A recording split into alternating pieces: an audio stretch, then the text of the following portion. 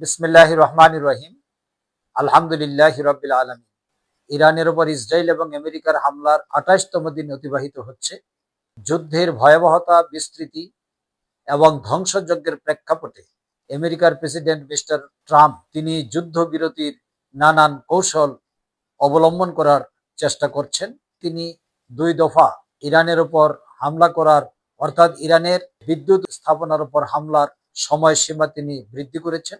আগামী ৬ এপ্রিল পর্যন্ত এই হামলা স্থগিত করার কথা ঘোষণা করা হয়েছে। বিভিন্ন বিশ্লেষক, সমর বিশারদ এবং কূটনীতিবিদগণ যুদ্ধের উপর নানানভাবে নানান দিক থেকে তাদের বিশ্লেষণ তুলে ধরছেন। কেউ বলছেন এই যুদ্ধে ইরান হারবে না, আমেরিকাও জিতবে না। কিন্তু আমার বক্তব্য হচ্ছে, ইরান যদি না হারে তাহলে ইরানের বিজয়, আর আমেরিকা যদি না জিতে তাহলে আমেরিকার পরাজয়। প্রকৃতপক্ষে কি অবস্থায় আছে আজকের আমেরিকা ইসরায়েলের হামলার সর্বশেষ পরিস্থিতিটা কি, এই বিষয়ে যদি আলোকপাত করা হয় তাহলে আমরা দেখতে পাই আমেরিকা ভিতর থেকে প্রচন্ড চাপ এবং সমালোচনার সম্মুখীন হচ্ছে এই যুদ্ধকে কেন্দ্র করে। আমেরিকার বিভিন্ন ধরনের জরিপ প্রকাশিত হয়েছে। এই জরিপে উঠে এসেছে যে 59% পিপল অফ আমেরিকা তারা এই যুদ্ধকে সমর্থন করছে না, আর 61% পিপল অফ আমেরিকা তারা মিস্টার ট্রাম্পের এই কৌশলকে তারা কিছুতেই মেনে নিতে পারছেন না। ফলে আমেরিকার 100% লোক হয় যুদ্ধের বিরুদ্ধে, নতুবা মিস্টার ট্রাম্পের কৌশলের বিরুদ্ধে। আর ট্রাম্প মানুষকে একটা গোজামিলের বোঝ দেওয়ার জন্য বিভিন্ন ধরনের অসত্য এবং বিভ্রান্তিকর বক্তব্য তিনি সরে বেড়াচ্ছেন। প্রথমত তিনি ঘোষণা দিলেন যে ইরান তার সাথে আলোচনায় বসতে চায়, কিন্তু তিনি রাজি নন।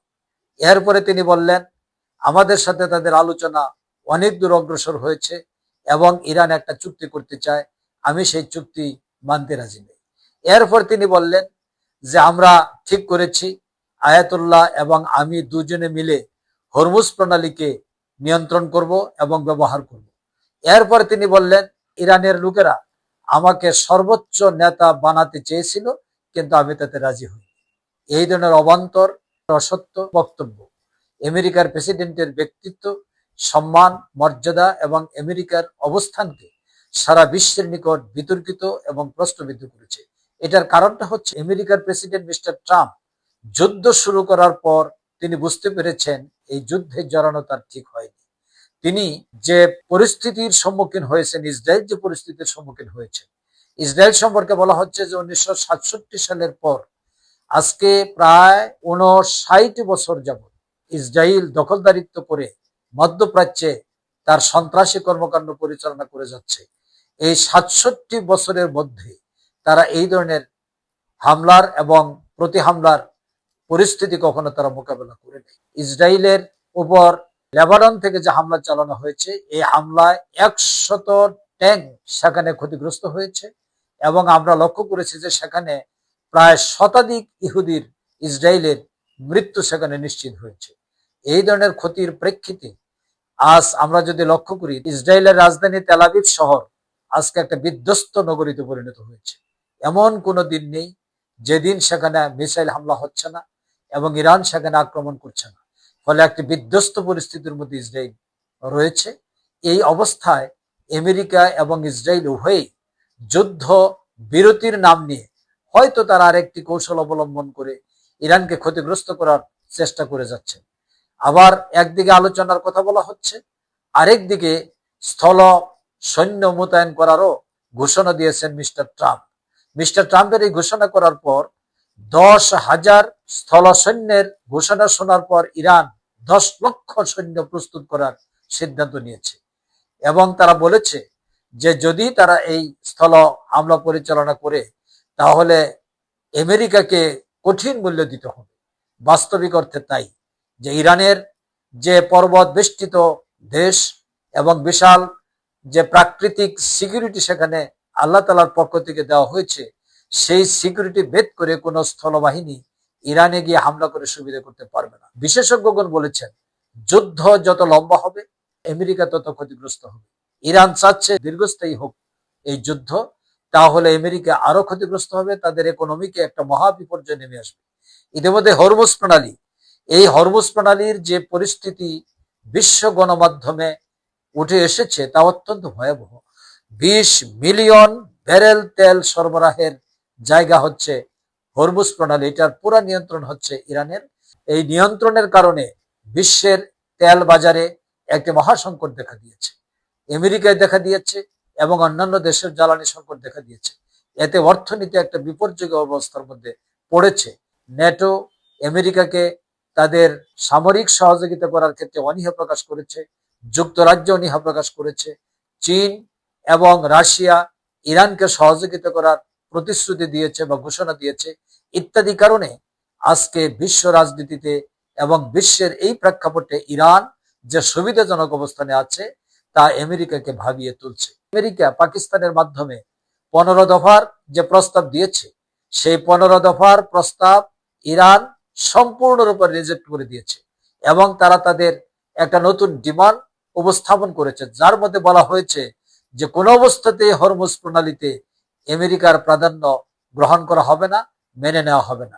দ্বিতীয়, তারা বলেছে ফার্দার কোনো হামলা তারা করবে না, এই ধরনের একটি প্রতিশ্রুতি চাচ্ছে।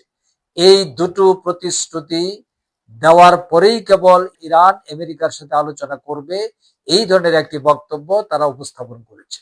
আমেরিকার অতীত অভিজ্ঞতা অত্যন্ত ভয়ঙ্কর, কারণ একটি শক্তিশালী ইচ্ছা শক্তি সম্পন্ন জাতিকে যুদ্ধে কোনোদিনও পরাজিত করা যায় না। তার প্রমাণ হচ্ছে ভিয়েতনামে আমেরিকা 1955 সাল থেকে 1975 সাল পর্যন্ত 20 বছর সামরিক অভিযান চালিয়ে 50 লক্ষ টন বোমা বর্ষণ করেও ভিয়েতনামকে পরাজিত করতে পারে নাই, তাদেরকে সেখান থেকে লেজ গুটাতে হয়েছে। অনুরূপ আফগানিস্তানে দীর্ঘ সময় আগ্রাসন চালিয়েও আফগানিস্তানকে তারা পরাজিত করতে পারে নাই, তাদেরকে পিছু হটতে হয়েছে। ইরানেও তাদেরকে পিছু হটতে হবে। আর ইরানে যদি পিছু হটে তাহলে পরবর্তীতে যে কনসিকুয়েন্স, তার যে ফল, আমেরিকা এবং পারস্য উপসাগর সহ আরব বিশ্বে আমেরিকার যে সমস্ত স্থাপনা তৈরি করা হয়েছে তাদের উপর যে প্রভাবটা পড়বে সেটা নিয়েই সবাই শঙ্কিত এবং চিন্তিত। আর প্রকৃত অবস্থা হচ্ছে এই যে এই যুদ্ধ এন্ডলেস পরিস্থিতির দিকে ধাবিত হচ্ছে এবং এই যুদ্ধ শেষ পর্যন্ত কোন দিকে নিয়ে যাবে, তৃতীয় বিশ্বযুদ্ধ ডেকে আনবে কিনা, অথবা অর্থনীতিকে বিধ্বস্ত করে দিবে কিনা, অথবা দীর্ঘমেয়াদী একটা সংকট তৈরি করবে কিনা, অনেকগুলো প্রশ্ন আজকে বিশ্ববাসীর সামনে দণ্ডায়মান, বিশ্ববাসীর সামনে উপস্থাপিত হয়েছে, এসে হাজির হয়েছে। আগামী দিনে যদি বিশ্ব নেতৃবৃন্দ আমেরিকা, ইসরায়েল এবং তার মিত্ররা এই সত্য উপলব্ধি করতে না পারেন তাহলে তাদেরকে আরো ভয়ঙ্কর ক্ষতির সম্মুখীন হতে হবে। ইসরায়েলের সৈন্য সংখ্যা, নিহত হওয়ার পরিমাণ অনেক বেশি, আমেরিকার সৈন্য সংখ্যা নিহত হওয়াও অনেক বেশি। আমেরিকা যুদ্ধে জিততে চায় কিন্তু তাদের কোন সৈন্যের মৃত্যু তারা দেখতে চায় না। এটা হলো তাদের যুদ্ধে পরাজয়ের আরেকটি কারণ।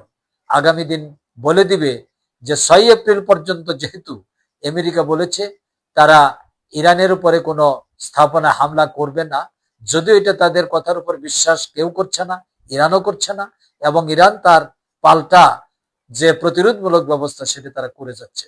তারপরে এতটুকু বলা যায় যে 6 এপ্রিল পর্যন্ত একটি আলোচনার পরিস্থিতি তৈরি হতেও পারে। যদি তৈরি হয় তাহলে আগামী দিনের বিশ্ব একদিকে ধাবিত হবে, অন্যথায় বিশ্ব আরেক দিকে ধাবিত হবে। সেই পরিস্থিতি যেন কোনো অবস্থাতে জটিলতার দিকে ধাবিত না হয়, বিশ্ববাসীর এই প্রত্যাশা এবং সারা ওয়ার্ল্ডের মানুষ এটাই কামনা করে। সবাইকে ধন্যবাদ। আসসালামু আলাইকুম।